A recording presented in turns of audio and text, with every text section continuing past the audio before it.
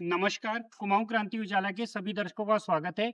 मैं हूँ मयंक मनाली और अभी मैं पहुँचा हूँ रामनगर विधानसभा के रोडवेज बस अड्डे पे और रामनगर शहर ये है, रोडवेज बस अड्डा आप मेरे पीछे देख रहे होंगे। ये रोडवेज का बस अड्डा है रामनगर का।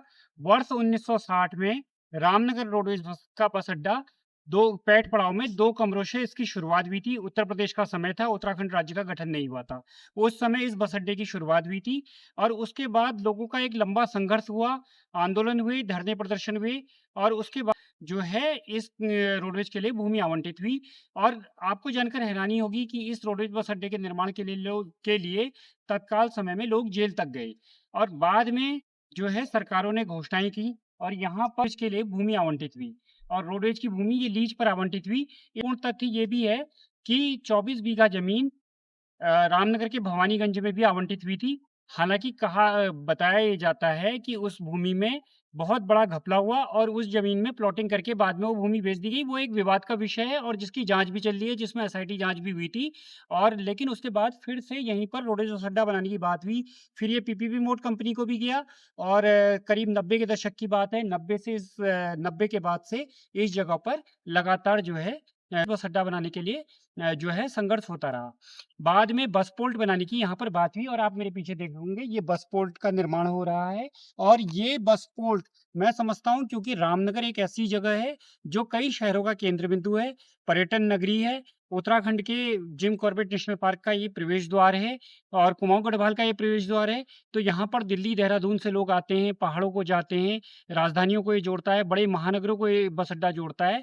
प्रतिदिन हज़ारों की संख्या में यात्री यहाँ आते हैं, इस बस स्टॉप पे उतरते हैं, पर आप देखेंगे कि इस बस पोर्ट का निर्माण रुक चुका है और ये बताया जा रहा है कि बीते 7-8 महीनों से यहाँ निर्माण कार्य नहीं हो रहा है, जिसका कारण है बजट आवंटन नहीं हो पा रहा है और एक तरफ इतनी बड़ी दावे हैं सरकार के और यहाँ बजट की भारी कमी नज़र आती है और आप ये देखिए बजट का इस बस पोर्ट का निर्माण पूरा रुक चुका है और बताया गया है कि पहले करीब-करीब 26 करोड़ रुपए इसके लिए आवंटित हुए थे।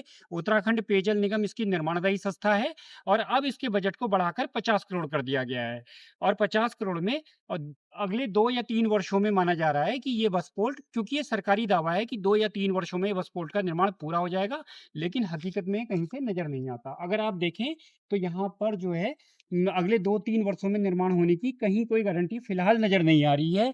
अब ये सरकारी मशीनरी पे निर्भर करता है, उत्तराखंड पेयजल निगम इसकी निर्माणदायी संस्था है और जो यहाँ रोडवेज के एआरएम हैं, उनसे मेरी वार्ता हुई थी, तो उन्होंने मुझे ये बताया था कि जो है बजट के कारण ये कार्य रुका हुआ है। तो ये अपने आप में एक बहुत बड़ा प्रश्न चिन्ह है कि रामनगर जैसी जगह, जो इतना बड़ा मेन स्टेशन है, वहाँ बस पोर्ट का काम हुआ और वो भी लंबित हो गया और रुक गया और यहाँ पर मूलभूत सुविधाएँ, यानी कि पीने की पानी की सुविधा और शौचालय की सुविधा भी यात्रियों को मुहैया नहीं हो पा रही है। काम रुकने का जो इनके द्वारा रिवाइज़ बिल भेजा गया था पेयजल निगम के द्वारा, ठेकेदार के द्वारा, वो बिल अभी पेंडिंग है सचिवालय में, वित्त में पड़ा हुआ है। जेई साहब द्वारा हमें बताया गया। जैसे ही वो फाइनल हो जाता है, 1 या 2 दिन हमसे बोला गया है, 1 हफ्ता या 2 हफ्ता, 1-2 दिन भी बोल रहे हैं, 1 हफ्ता 2 हफ्ता भी बोला जा रहा है। जैसे ही वो क्लियर होता है, काम स्टार्ट कर देंगे, जेई साहब का यही कहना है इसमें। 28 करोड़ का पहले बजट था, जो ठेकेदार का कहना है कि वो लग चुका है। रिवाइज़ बिल में उन्होंने टोटल 50 करोड़ का भेजा हुआ है। तो कि जो कंडम बसें हैं, उनमें 5 बसें तो हमने नीलाम के लिए वो कर दी हैं। उनको ऑक्शन के लिए हमने प्रस्तावित कर दिया है। उसके अलावा 3 बसें और थी जो अपनी एज पूरी कर चुकी थी, उनको भी हमने नीलाम के लिए प्रस्तावित भेज दिया गया। मुख्यालय को प्रस्ताव भेजा गया है उसका। कार्यदायी संस्था है यहाँ की उत्तराखंड पेयजल निगम। तो कितना इसको समय दिया गया था ये कार्य करने के लिए और कितना इसमें विलम्ब हुआ है?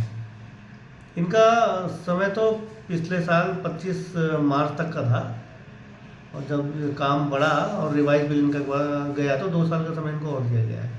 2028 तक मतलब ये कार्य लगभग उससे पहले अच्छा। समाप्त हो जाए।